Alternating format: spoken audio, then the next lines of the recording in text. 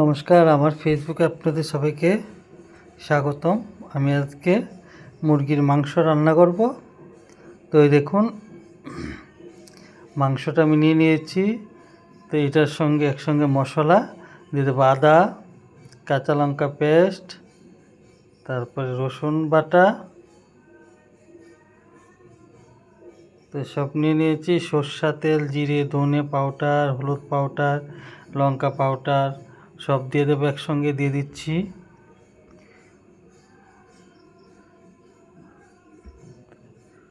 সব কিছু দিয়ে একসঙ্গে ভালো করে মেখে তারপরে আজকে রান্না করব। ওই দেখুন, আবার সরিষার তেল দিয়ে দিলাম।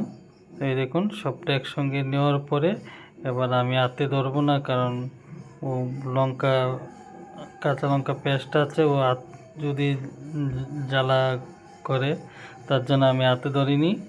তাই নিয়ে দিয়ে চামিচ দিয়ে মেখে নিচ্ছি। দেখুন কালারটা কত, মাখার মধ্যেই কত ইয়েছে। এবার দিয়ে দিলাম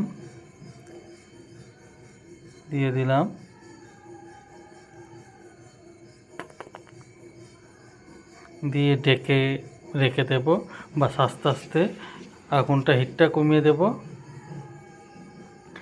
দেখুন কত মোটামুটি নাড়া দেওয়ার পরে হয়েছে। এবার আলুটা দিয়ে দেব।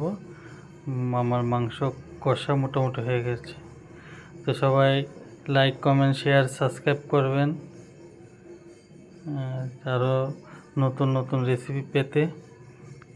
তার সঙ্গে আমি একটু পটল আলুর রান্না হচ্ছে এদিকটা। আমার এদিকে মুরগির মাংস মোটামুটি হয়ে গেছে। ওই দেখুন, গরম মশলা দিয়ে দিয়েছি। আর এদিকে পটলের ঝুলো হয়ে গেছে, এটা তো দিয়ে দিয়েছি। বাস হয়ে গেছে আমার কমপ্লিট রান্না।